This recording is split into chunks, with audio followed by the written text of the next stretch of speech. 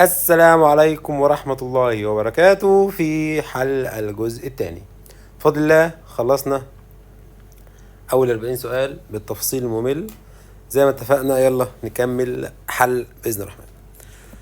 النهاردة هنخلص الدرس الأول بقى كله. 41. الشكل المقابل يوضح ثلاث موصلات زد واي اكس. ماشي. موصلة كما بالشكل فتكون العلاقة بين أطوال الموصلات الثلاثة. طيب تعالى كده واحدة واحدة ونصلي على النبي نقول عليه أفضل الصلاة والسلام. أنت بتلعب مع الطول. طيب طول يعني مقاومة، مش مقاومة عن الحرف يعني، بس الار بتساوي رو اي في ال على ايه، يعني ال بتساوي ار في ايه على الرو اي. حلو كده ماشي. والار عبارة عن البطارية على التيار، يعني ينفع اقول ان ال عبارة عن في المساحة او الفي بي على التيار في المقاومة النوعية، صح كده؟ وقال لك اصلا كلهم نفس التيار ونفس الاي، يبقى انا اشيل الاي من اللعبة ونشتغل بقى. هنا الفي بواحد، المساحة باتنين، المقاومة النوعية بواحد يعني اتنين.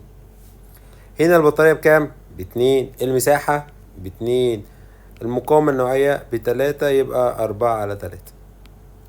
هنا بواحد، المساحة بواحد على اتنين يعني نص. معنى كده ان زد اكبر حاجة، بعديها واي، بعديها اكس اهي. خلاص كده سهلة خالص بسيطة. طيب 42. سلك من سبيكة النيكل كروم طوله 1 متر ومساحة مقطعه 1 ملي مربع، يعني 1/10⁻⁶، ويحمل تيارا 4 أمبير. عندما يطبق فرق الجهد فيكون التوصيلية. أول خطوة هتجيب المقاومة يا شباب، 2/4 بنص أوم. ماشي. وبعدين جبنا الار بنص أوم، هجيب الرؤي أو أجيب التوصيلية. تعال نجيب الرؤي اللي هي ار في ايه على ال. الار قلنا بنص، والمساحة 1/10⁻⁶، على الطول بواحد. وبعدين اعمل ايه؟ هقلب الناتج عشان هو عايز التوصيلية مش المقاومة النوعية، يعني نص في 10⁻⁶. دي نقلب الناتج يديك 2/10⁻⁶. 43. سلك طوله 4 وقطر مقطعه 6 ملي، يعني 6/10⁻3. طبعا هشتغل بنص القطر. ومقاومته 15 ملي اضرب في 10⁻3. إذا طبق فرق الجهد بين طرفي. أول خطوة عايز شدة التيار، ماشي. الآي بتساوي في على آر، يعني 23/15⁻⁻3. 23/15⁻⁻3 يديني 105 مش عارف اهي. المقاومة النوعية لمادة السلك تساوي، طب ما انا معاك لسه قايلين اهي فوق اهي، الرو اي عبارة عن ار في ايه على ال. الار ب15/10⁻3، المساحة باي في 3/10⁻3 لكل تربيع على الطول اللي هو 4. تعالى نحسبها. 15/10⁻3 في باي،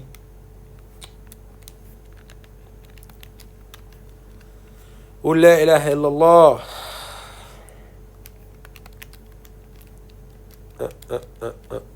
4 ديك 1.06 في 10⁻7 اللي هي 10 و6 في 10. ماشي. بص لو طلع لك ناتج في الآلة وانت مش عارف مين هو، اقسم الاختيارات على بعض واللي يديك واحد يبقى ده الاختيار الصح. 44. في الدائرة المقابلة بإهمال المقاومة الداخلية للبطارية، إذا كانت شدة التيار البطارية تساوي نص أمبير. خلي بالك بقى بروح نص أمبير، يعني في الوضع الأولاني ده لو قسمنا الواحد على نص يفترض مثلا المقاومة 2 اوم فرضا يعني، لو فرضا دي بواحد. حلو. فإذا، يبقى كلمة إذا أو كلمة لو لازم أجيب الحالة قبليها عاملة إزاي. بيقول لك فإذا تم إعادة تشكيل الموصل وزاد نصف قطر مقطعه إلى 2 ار. حلو الكلام ده، جميل قوي، حلو حلو حلو حلو. تعال نرجع، احنا شرحناها اهي، بص شارحها انا اهي. لو الار مديها لك نص القطر يبقى ار 2 1 على اكس اس 4. يعني مش ار 2 بقت 2 ار 1، يعني المساحة 4، يعني الطول ربع، يبقى ار 2 1 على 16 ار 1 على 16. تاني، إعادة تشكيل زي ما قلنا، لما القطر بيزيد الضعف المساحة هتزيد 4 أمثال، فالطول هيقل الربع، فالطول ربع والمساحة 4 يبقى 1 على 16. حلو. طب ما الطول والمقاومة، المقاومة والتيار عكسي، فالمقاومة بقت كام؟ 1 على 16، يبقى التيار هيزيد 16 من قيمته، هو كان نص هيبقى 8. سؤال حلو وجميل يعني، بسيط خالص. أو حتى احنا جبنا نعمل نسب. ماشي. طيب اهو، يعني اي 1 على اي 2 بتساوي ار 2 على ار 1. اي 1 بنص، اي 2 معرفهاش، ار 2 طلعناها بتمن، وار 1 طلعناها ب2، فيطلع على طول 45. سهلة خالص دي. سلك نحاس طوله 30 ال ومساحته A وفرق الجهد V والمقاومة رو E، فإن شدة التيار، طبعا أول خطوة هتجيب الار رو E في ال على A، والخطوة التانية هجيب التيار V على R. وسؤال بسيط خالص خالص خالص، حتى ما فيهوش تحويلات ولا أي حاجة. تعال نشوف. هنجيب المقاومة الأول، يطلع الرقم ده.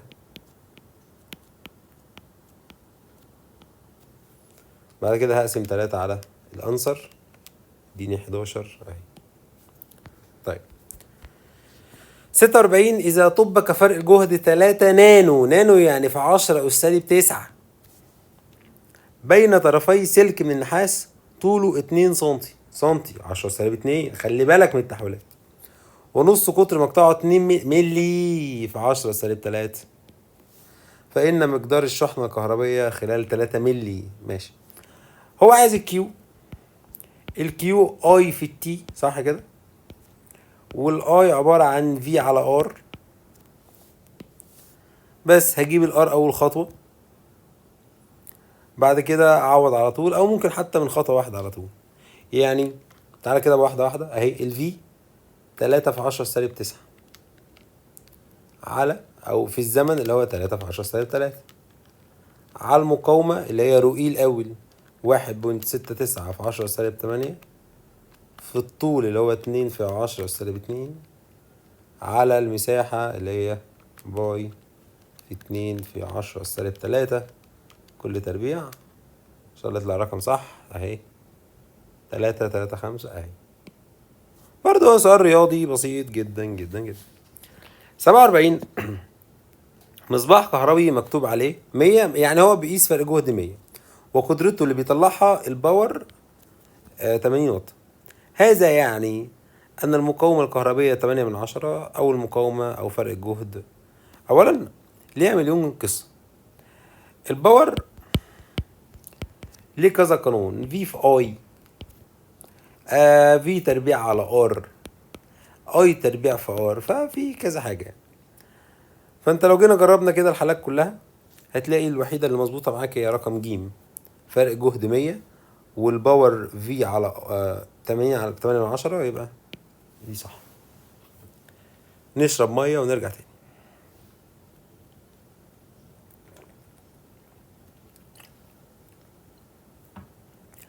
48.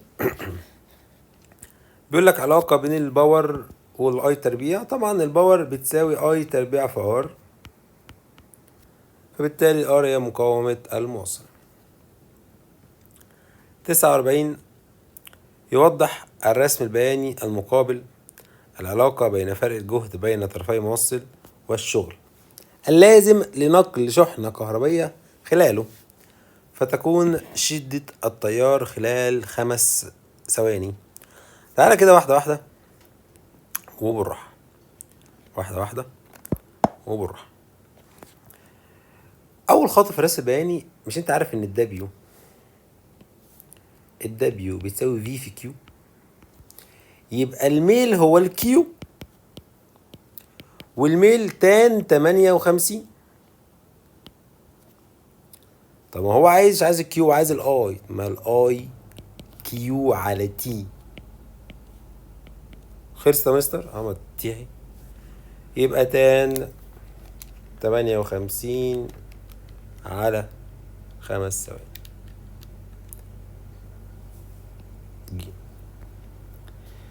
50. إذا تم توصيل مقاومة قدرها 20 أوم مع بطارية مثالية. كلمة مثالية يعني مفيهاش مقاومة داخلية. والشكل المقابل يوضح العلاقة بين الطاقة الحرارية المستهلكة مع الزمن، فيكون فرق الجهد. احنا عارفين ان الشغل بيساوي في اي في التي، او في تربيع على ار في التي. فبالتالي هو مديك التي على السينات، يعني الميل في تربيع على ار. طب ما هو عايز فرق الجهد، يعني لو جبت الميل وضربت في المقاومة اجيب في تربيع واجيب الجذر.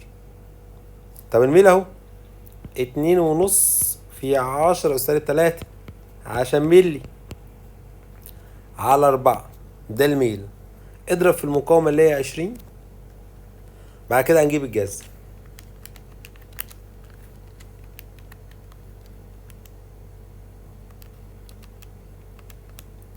حداشر اهي. اتمنى تكون فاهمين والموضوع بسيط بسيط بسيط. 51. يتم تطبيق فرق الجهد 120 فولت على مدفأة كهربية مقاومتها 14 اوم. ماشي. عندما تكون ساخنة ماشي، فيكون معدل الطاقة الكهربية المحولة إلى طاقة حرارية. طبعا الباور في تربيع على ار، بسيط خالص. 120 تربيع على 14 يديني 1028 اللي هو 1 كيلو. ماشي. 52. جهاز لطهي البرجر. يا سلام. قول لي في الكومنتات ايه اكتر مطعم برجر بتحب تاكل منه. ماشي. عن طريق الطاقة الحرارية المنتجة من التيار الكهربي. فإذا كان فرق الجهد المطبق 120 فولت ماشي، وشدة التيار 10 أمبير، والطاقة المستنفذة لطهي قطعة البرجر 60 كيلو جول ماشي، والمعدل الزمني للطاقة المستهلكة ثابتة، فإن الزمن المستغرق لطهي 3 قطع. ماشي.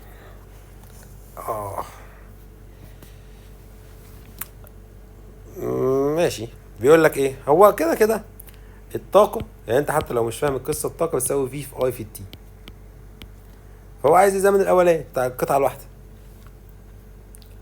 يعني 60 في 10 أس 3 على 120 في 10 يديني القطعة الواحدة بتاخد 50 ثانية. فهي في القطعة الواحدة خدنا 50 ثانية. طب في ال3 قطع هاخد 150. تاني كده عشان ايه؟ جهاز لطهي البرجر عن طريق الطاقة الحرارية المنتجة من التيار الكهربي.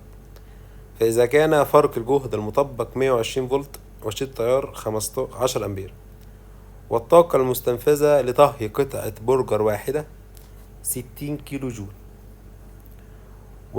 والمعدل الزمني، كلمة المعدل الزمني للطاقة دي يعني هي بتكلم عن القدرة،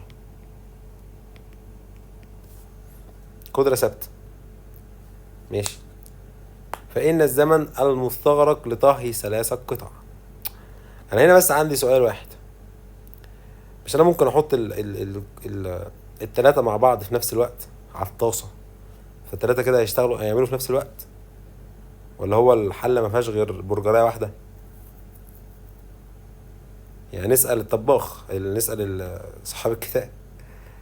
فأنا برضو مش عارف، يعني هو قصده إن بحط برجراية فكده هاخد 150. طب لو أنا حطيت التلات برجرات مع بعض مش هيستووا في نفس الوقت؟ نبقى نشوف السؤال كده وأقول لكم. ماشي. لو حد عنده رأي برضو يقول لي، يعني أنا ممكن في حاجة مش واخد بالي منها.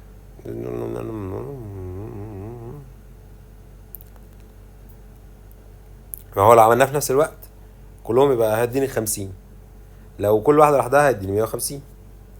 فنشوف الطباخ ممكن. ماشي. شوف دي.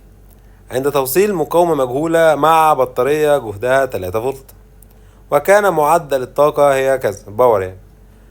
ماشي. عند توصيل مقاومة مجهولة مع بطارية جهدها كذا، وكان معدل الطاقة المستهلكة كذا. فإذا تم توصيل نفس المقاومة مع مصدر جهد آخر فيها ليها مليون سكة. ما هو خدت بالك هي نفس المقاومة، يعني أنا ينفع أروح أجيب المقاومة من فوق وأنزل أقعد بيها تحت، أو مش الباور في تربيع على ار، عشان نفس الار. فبالتالي إيه؟ ينفع أقول باور 1 على باور 2 يساوي V1 تربيع على V2 تربيع. باور 1 اللي هي 540,000، باور 2 هو عايزها V1 3 تربيع، V2 1.5 تربيع، واعمل نسب. او ممكن اجيب المقاومة واعوض في الحالة التانية، دي صح ودي صح. تعالى نعملها ايه.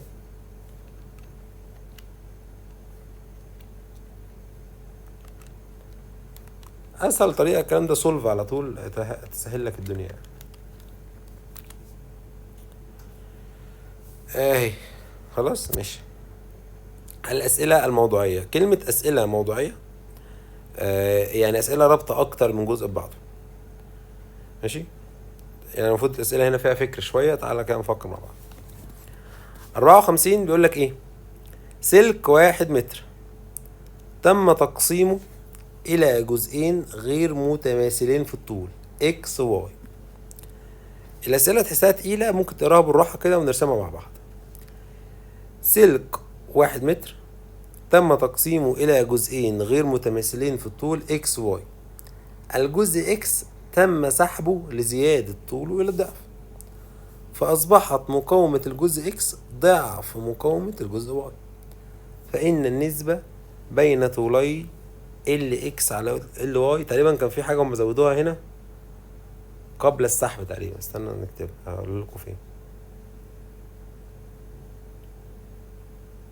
اهي، عايز النسبة بين طولي الجزئين ال اكس على ال واي قبل السحب. تعالى بقى كده بالراحة ونحل السؤال ده واحدة واحدة وبالراحة كده. صلي على النبي. بالصلاة على النبي كل شيء متاح، كل شيء يتفتح. بسم الله. بيقول لك سلك اهو، تعالى نعمله هنا.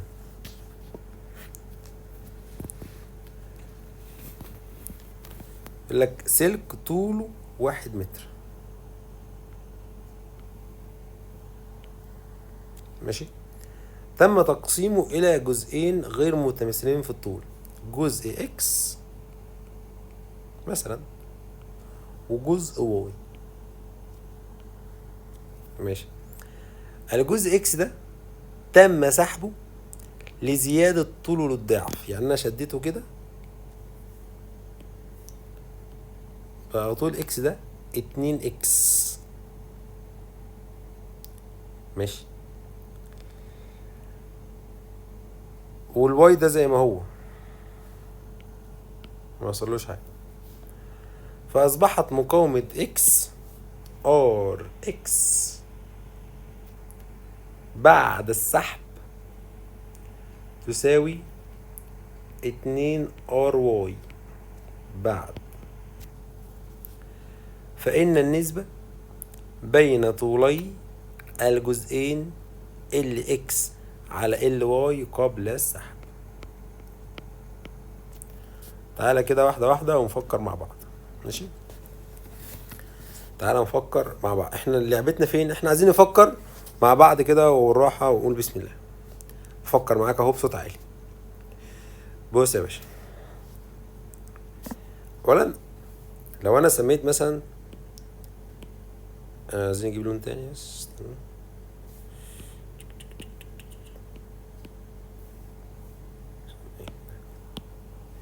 لو سميت دي كده س اكس س، يبقى ده كده هيبقى 1 ناقص س، هي كلها 1 متر، طولها سميت الاكس دي س. ماشي طيب، ودي الواي فضلت 1 ناقص س زي ما هي لانه ما حسبش حاجه. هنا طولها قال لك صاحب طولها فبقت 2 س. ماشي ماشي طيب، كلام جميل. واحده واحده بقى بالراحه. لو المقاومه في الوضع بتاع اكس ده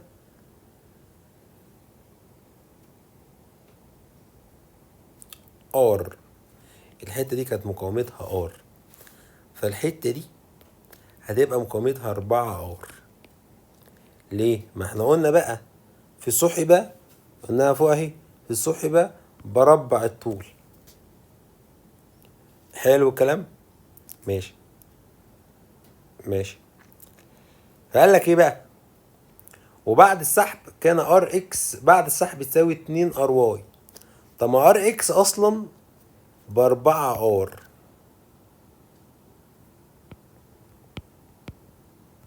فده دي ار، وقلنا قال لك دي بضعف 2 ار واي، فمعنى كده لو قسمنا على الاتنين يبقى 2 ار بتساوي ار واي، يبقى ار واي بتساوي 2 ار، يا دي كده ب2 ار. ما كده كده واي ثابته. طيب حلو الكلام. طب ما هو كده كده نفس المساحه ونفس المقاومه النوعيه، يبقى نسب المقاومات واحده، يبقى ال اكس على ال واي يساوي ار على 2 ار. طير الار مع الار يديني نص. هل في نص في الاختيارات؟ اهي. اتلخبطنا يا مستر، ممكن تاني يا مستر؟ ممكن. بص، سلك طوله 1 متر، سلك طوله 1 متر اتقسم الى جزئين، جزء اكس وجزء واي.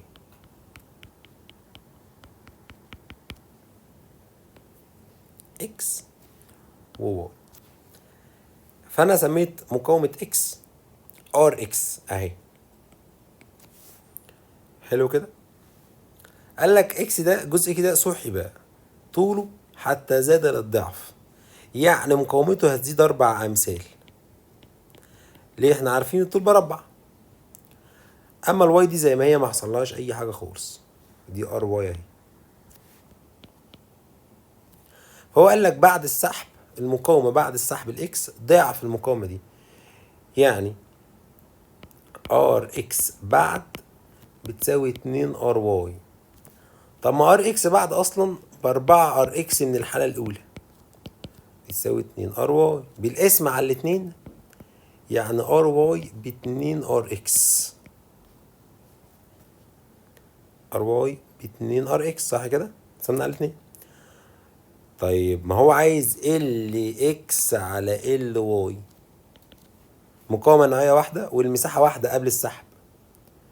طب ما ال اكس طرد مع المقاومة، يبقى ار اكس على ار واي. طب ما انا اصلا لسه مطلع ان ار واي بعبارة عن ايه؟ 2 ار اكس. طير دي مع دي يديك نص. خلاص، سؤال جميل جدا جدا جدا، من اهم الاسئلة في الجزء ده. واشكر واضعين الامتحان على الكتاب، السؤال يعني على هذا السؤال. 55. الأسئلة دي تقيلة شوية، خلي بالك.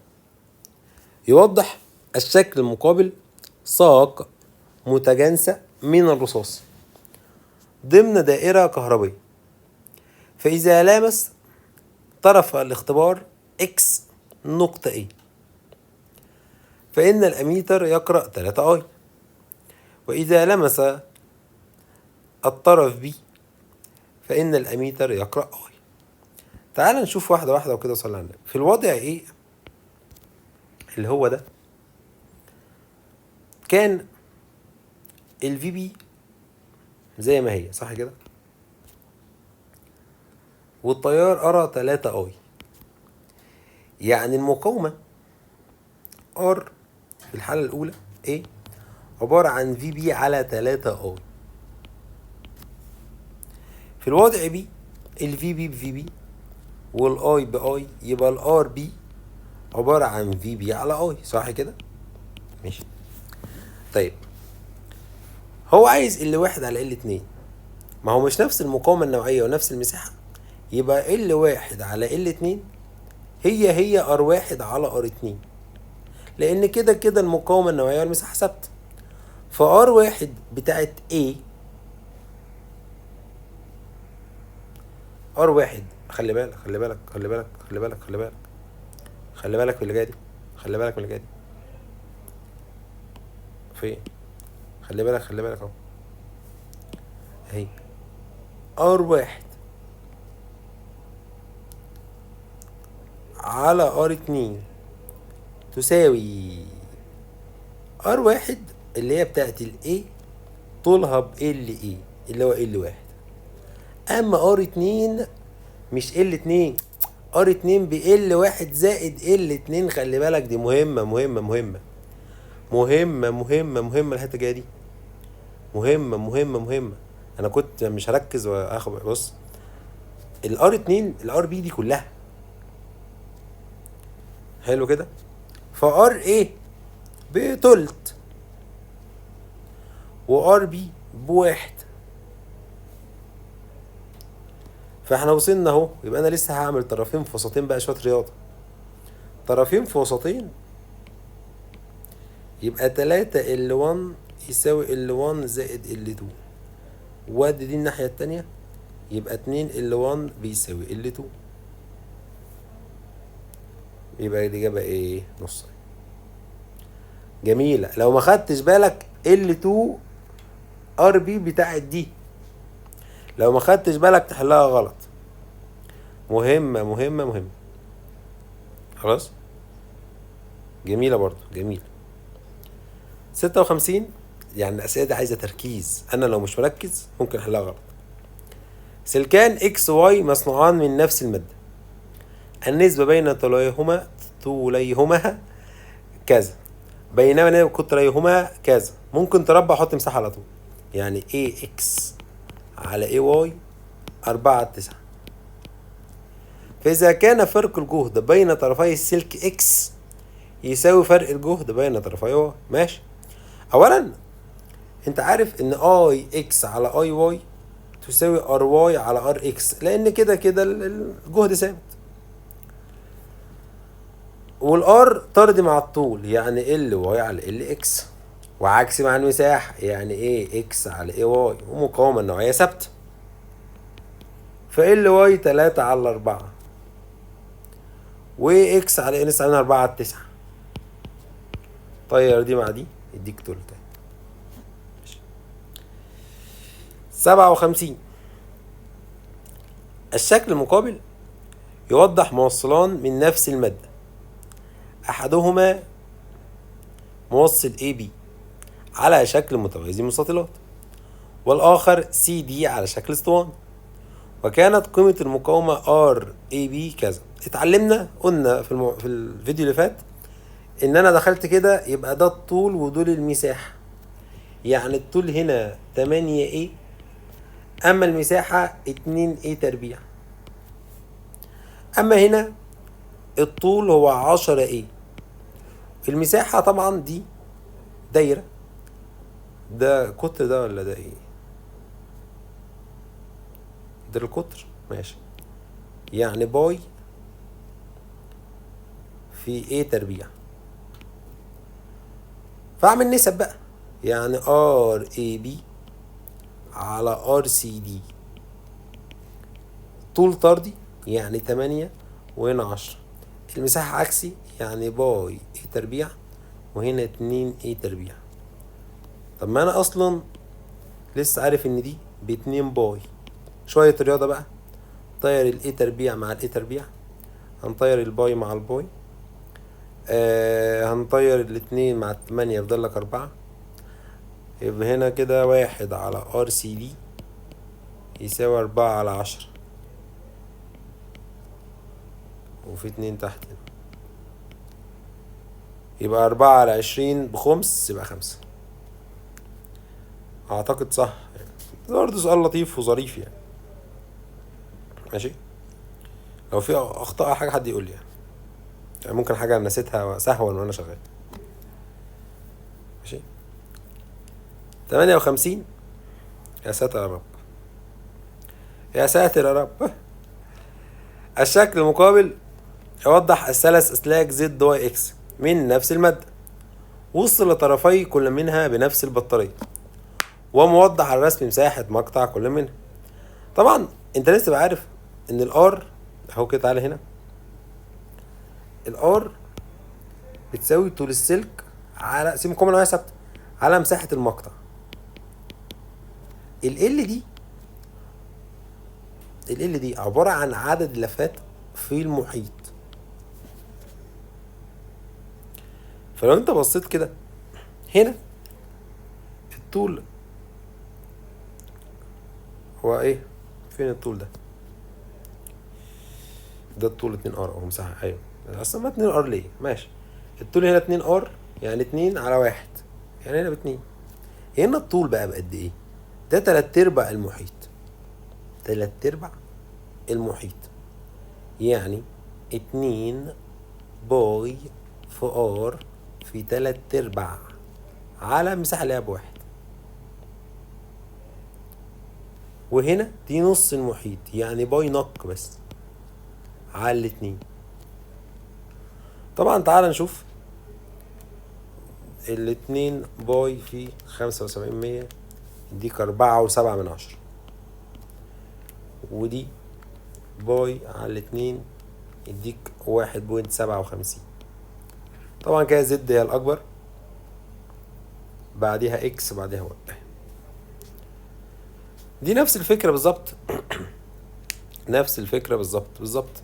جسم اهو، يعني هنا دي نص لفة، كلهم نفس المساحة، في العب مع الطول بس. يوضح الشكل المقابل موصل تم تقسيمه ل3 أجزاء.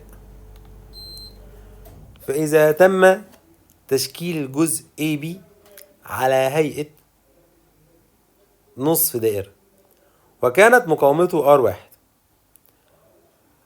والجزء BC على هيئة ربع دائرة وكانت مقاومته R2، والجزء CD على مستقيم وفقا لما. طبعا هلعب مع الطول لأن كده كده كلهم نفس المساحة.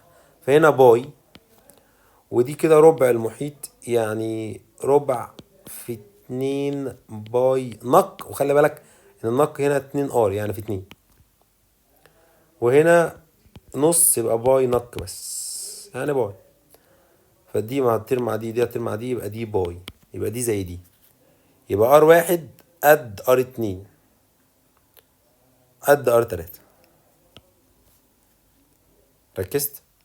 تاني، الطول باي نق، النق اكنه ب1، فهنا نق ب2 حطيتها ب2، فدي ربع المحيط فاداني باي، وهنا نص المحيط وباي ب1. ماشي. 60. الجدول المقابل يوضح قيم كل من V و I و R لثلاثة موصلات معدنية. فإن الاختيار الصحيح طبعا سهلة خالص. ال R V على I 10 على نص يبقى 20، يبقى ال A ب20. ال I V على R ب2. خلاص كده من غير ما أكمل ألف. كده حلينا لغاية سؤال 60. ناخد بريك ونرجع بعد شوية. رجعنا تاني نيكو، يلا نكمل. بيقول لك ايه؟ الشكل المقابل يوضح علاقة تغير المقاومة R مع مقلوب مربع مساحة المقطع لسلكين من النحاس على شكل اسطواني، فإذا كان حجم السلك X يساوي. قلت لك أول خطوة في الرسم البياني لازم أكتب القانون. تعالى هنا كده، مش احنا عارفين إن الR بتساوي رو E في L على A؟ والطول يا شباب أو الحجم عموما هنا كده بيساوي المساحة في الطول. يعني ينفع أشيل الطول وأحط مكانه حجم على مساحة، صح كده؟ يبقى الار بتساوي رو اي في فوليوم على الاي تربيع، وده القانون اللي انا هشتغل بيه. طب عرفت منين يا مستر اللي هو؟ اولا هو بيتكلم سيره الحجم والمساحه متربعه، ده يفهمك ان الميل هو رو اي فوليوم. هو قال لك ايه؟ نفس الماده تقريبا اهو، فالرو اي مش هتخش معاه في اللعب. يعني الميل اكس على ميل واي يساوي فوليوم اكس على فوليوم واي. طب ما ميل اكس 15 على الاتنين في 10 سالب 6، سيبك من ال 10 سالب 6 كده كده في النسب هتطير، يبقى 15 على الاتنين واي 15 على الخمسة يساوي اكس اللي هي ب50، يفضل لك واي بس. 15 على 7.5 على 3 يساوي 50 على تين 20. يبقى انت اول خطوة في الجزء البياني لازم تبقى كاتب القانون كويس وتطلع الميل صح. 62 موصلان R1 و R2 اسطوانيين مصنوعان من نفس المادة ولهما أنصاف أقطار R1 و R2 وأطوال مختلفة L1 و L2، فأي من نسب أنصاف الأقطار والأطوال الآتية يؤدي إلى قيم متساوية في المقاومة. ماشي. هو موضوع بسيط جدا، هو عايز نفس المقاومة صح كده؟ يعني R1 على R2 لازم النسب دي 2-1. طب ما R1 على R2 بتساوي L1 على L2 في 2 على A1 صح كده؟ فانت لو بصيت هنا كده دي غلط مستحيل. طب تعالى نبص كده، هنا L1 دي هيكون فيها 4 عشان تربيع، يبقى دي غلط ودي غلط، لان ده الار اللي هيفضل الاربعة هنا هي دي، عشان ما يجي تربع الار في المساحة يديك الاربعة دي، يبقى دي الاجابة الصحيحة. ماشي اوكي.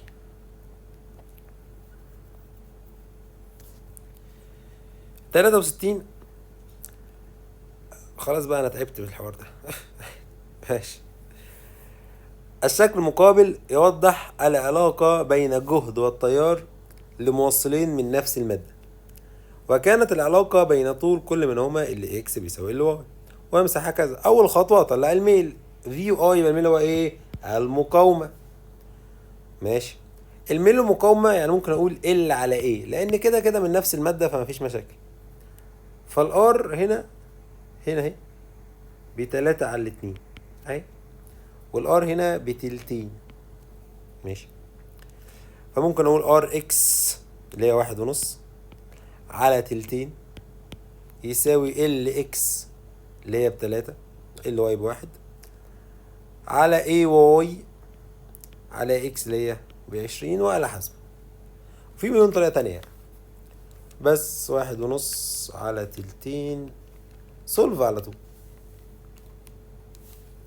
3 في المجهول على 20 15. لو في اي جزء انا شرحته بسرعة او حاجة ابعت لي على الواتس، النمرة بتاعتي اهي، هرد عليك على طول بإذن الرحمن. ولا تنسانا من صالح الدعاء. مش كده؟ طيب 64 راديو مكتوب عليه 9 فولت و7 واط، تركوا طالب يعمل بأعلى صوت من الساعة 9 مساء وحتى 2 صباحا، فتكون كمية الشحنة. والله الكيو بتساوي دبليو على في.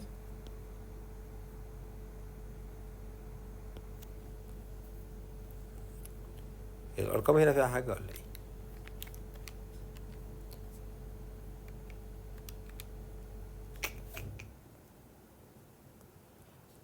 راديو مكتوب عليه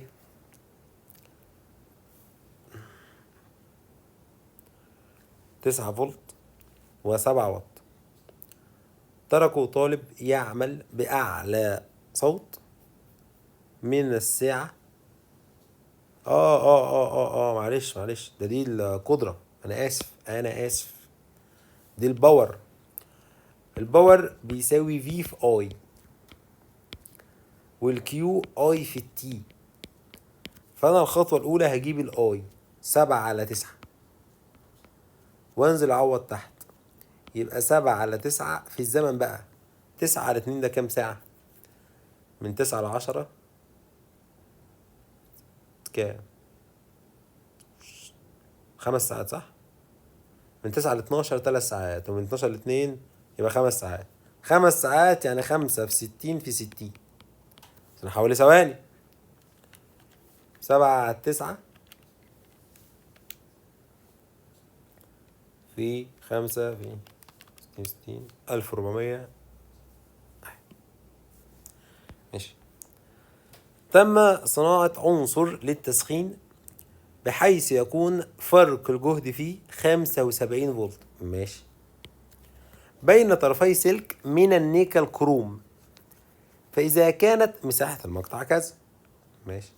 والمقاومة كذا. ماشي. والقدرة كذا. ماشي سهلة دي. الباور في تربيع على ار. هروح اجيب الار، والال بتساوي ار في ايه على الرو اي. بس خلاص سهل. يبقى في تربيع 75 تربيع. مش هتكتب، اكتب ايه؟ 75 تربيع على فين باور 5000. كده جبنا الار ب9/8. وبعدين الانسر في المساحة اللي هي 2.6 في 10⁻6 على رو اي اللي هي فين 5 في 10⁻7 يديني 5 و5 اهي. 66. في الدائرة المقابلة يمر تيار كهربي شدته نص أمبير. عندما يكون عدد الإلكترونات المارة خلال 1 منت هي N إلكترون، فإنه عندما يمر عبر مقطع موصل عدد 2N إلكترون خلال 20 ثانية يكون مقدار واتجاه التقليدي. ماشي. تاني. في الدائرة المقابلة يمر تيار كهربي شدته نص أمبير. طبعا التيار الكهربي يمشي من موجب كده اهو، يعني في الاتجاه 2. ماشي. يكون عدد الإلكترونات المارة عبر مقطع موصل خلال 1 منت هي N إلكترون. ماشي. فإنه عندما يمر عبر مقطع عدد 2N إلكترون خلال 20 ثانية يكون مقدار. أولا تعال نتكلم في أكثر من نقطة يعني. بص يا باشا، الاي بتساوي N في ايه على التي، صح كده؟ فلو ضربنا النص في دقيقة يديني ال N في اي اللي هي الكيو عبارة عن 30 كولو. حلو. فقال لك ايه؟ عدد الالكترونات بقى 2N يعني هتبقى 60. ما هو كده كده الاي ثابتة. ف60 كولوم على 20 ثانية يديني التيار ب3 أمبير. صح كده ولا أنا غلطان؟ لو غلطان حد يقول لي. ماشي. اهو، ما هو العدد زاد للضعف يبقى الكيو هتزيد للضعف. فالكيو 30 هتبقى 60، والزمن بدل دقيقة بقى 20 ثانية. يبقى 67. ثلاث موصلات زد واي اكس معدنية منتظمة المقطع، تم توصيل كل منهما على حدة بدائرة كهربية كما بالشكل. فإن ترتيب شد الإضاءة. أولا لو أنت خدت بالك الباور ليها كذا قانون، بس أنا هشتغل في تربيع على ار. اشمعنى يا مستر؟ لأن نفس البطارية نفس المصدر، يبقى اللعب في المقاومة. أقل مقاومة أكبر إيه؟ أكبر قدرة. فهنا خد طول دي، وهنا خد طول 3 دي، وهنا خد طول 2 دي، فالمقاومة طردي. فمين أكبر مقاومة خدها؟ هي واي، يعني ار واي أكبر من ار زد أكبر من ار اكس. وطبعا لازم تبقى عارف إن الباور العكس، يبقى اكس زد واي. فين أهي؟ ماشي. طيب 68. إذا علمت أن الشغل المبذول لنقل كمية الشحنة الكهربية في نفس الزمن خلال كل مقاومة كهربية على حدة متساوي، لكن الشغل متساوي، ماشي، ففي أي الأشكال التالية يمثل السهم اتجاه مرور أكبر شحنة سالبة؟ أكبر شحنة سالبة، ماشي. يعني أكبر تيار. هنا فرق جهد بكام؟ ب5، وهنا فرق جهد ب1، وهنا فرق جهد بكام؟ بسالب ب2، وهنا فرق الجهد بكام؟ ب8. 4 ناقص 1، وهنا 2 ناقص، وهنا -3 ناقص، وهنا 6 ناقص. فاهمين النظرية ازاي؟ بس خلي بالك من حاجة بقى، ان ايه بقى؟ بيقول لك في اي الاشكال التالية يمثل السهم اتجاه مرور اكبر شحنة سالبة. فدي اصلا رغم ان هي كبيرة بس انا مش هختارها، لان الشحنة السالبة بتمشي من الاقل جهد للاكبر جهد، وهنا من 6 لسالب 2، يبقى فالستة الكبير، يبقى دي اصلا اتجاه تقليدي غلط. يبقى انا هلغي دال من الاختيارات. ماشي كده؟ فاهمين الكلام ماشي ازاي؟ طيب دي من الصغير للكبير مظبوطة، ودي من الصغير للكبير مظبوطة، ودي برضو هلغيها لان -1 اكبر من -3. يبقى دي يبقى الاجابة رقم الف ان شاء الله. برضو لو في اي خطأ مني او سهو مني ايه اعذروني، يعني عشان انا ما بحل كمية ورا بعض ممكن افصل شوية. خلاص كده اظن السؤال بسيط. تاني، وعايز اكبر كمية سالبة يعني الكترونات، يعني من الصغير للكبير، فدول الاتنين غلط. الاجابة يا الف يا ب. مين اكبر بقى قيمة؟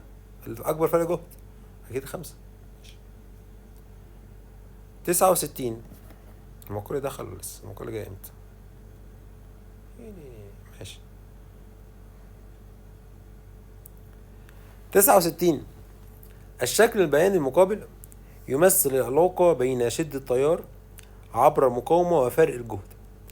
فإنه خلال الفترة 1 يتم تسخين المقاومة، خلال الفترة 2 درجة حرارة المقاومة ثابتة، خلال الفترة يتم تبريد المقاومة. أولا الفترة 2 دي كده اللي هو عند ثبوت درجة الحرارة، اللي هو قانون أوم. يبقى رقم 2 دي صح، يبقى احنا لغينا ألف. حلو كده؟ ماشي، حلو الكلام. طيب ركز بقى واحدة واحدة كده وبالراحة. يا ترى بقى خلال الفترة دي يتم تسخين المقاومة ولا بيتم تبريد المقاومة؟ طبعا دي لا تخضع لقانون أوم.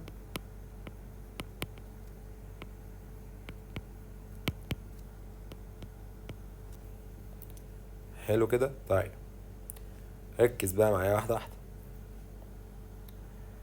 هو هنا مش انت عارف ان الميل 1/R، لان هو عاكس المحاور. فالزاوية هنا كبيرة ولا صغيرة؟ الزاوية بتكبر ولا بتصغر؟ زاوية الميل دي، زاوية الميل ده كده منحنى تزايدي، صح كده؟ ده منحنى تزايدي، رغم المعلومة دي مش عليكم في منهج يعني السؤال ده منحنى تزايدي، صح؟ منحنى تزايدي يعني بيحدث تزايد للميل، يعني الميل بيزيد، ومادام الميل بيزيد يبقى المقاومة بتقل، فالمقاومة بتقل. احنا عارفين المقاومة بتزيد بارتفاع درجة حرارة، يبقى ده تبريد. يبقى كده الإجابة رقم د بإذن الله. تاني، ده منحنى، عشان احنا عارفين في منحنى كده اهو، ده منحنى تناقصي يتناقص، وده منحنى تزايدي. فالمنحنى ده تزايدي يعني الميل بيتزايد، والميل اصلا عكس المقاومة، فالميل بيتزايد يبقى المقاومة بتقل، وما دام المقاومة بتقل يبقى يتم التبريد. يبقى 2 و3 بإذن الله تبقى الإجابة صحيحة. 70. الشكل المقابل يوضح موصل معدني يمر عبر مقطعه اس تيار كهربي شدته 2/10 أمبير في الاتجاه الموضح، فإن عدد الإلكترونات المارة خلال 6 ثواني. طبعا اتجاه الإلكترونات عكس التيار، يبقى اتجاه واحد، والN عبارة عن I في T على E، يبقى 2/10 في T في 6 ثواني على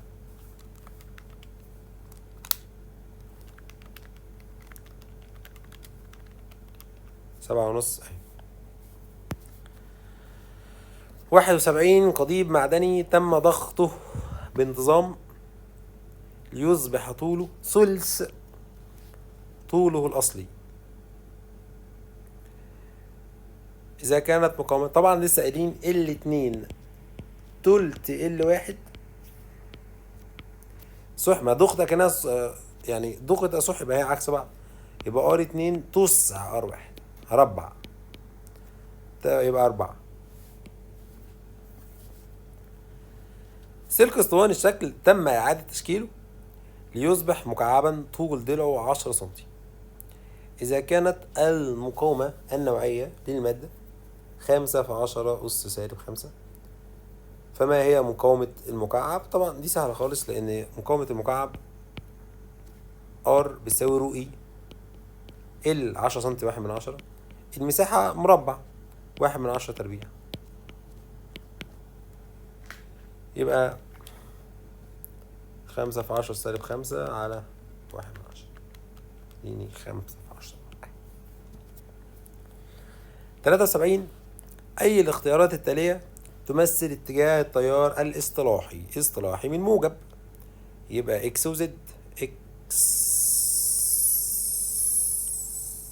وزد. سلك تم سحبه بانتظام حتى أصبحت مقاومته R2 9 R1، يبقى الطول أصلا، مش احنا معايا الطول بربع، طب لو عايز المقاومة بجيب الجذر يبقى 3، ما دي جت 9 دي جت من التربيع، فاهمين؟ ماشي. 75. والسؤال الأخير ما قبل المقالي. سلك نحاسي موصل كما بالشكل تم تسخينه بواسطة اللهب، ماذا؟ طبعا لو سخنت المقاومة بتزيد أكيد، والتيار عكسي فالتيار يقل، يبقى مقاومة أكبر وقراءة تقل.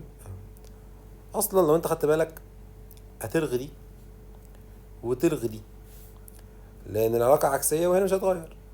فهل لما سخن المقاومة التصادمات بتزيد، فالمقاومة بتزيد فالتيار بيقل، يبقى الإجابة رقم ب. ومن هنا نعلن نهاية الجزء الثاني، وانتظروا الأسئلة المقالية. لا تنسوا الاشتراك في القناة ومتابعة كل جديد، والسلام عليكم ورحمة الله وبركاته.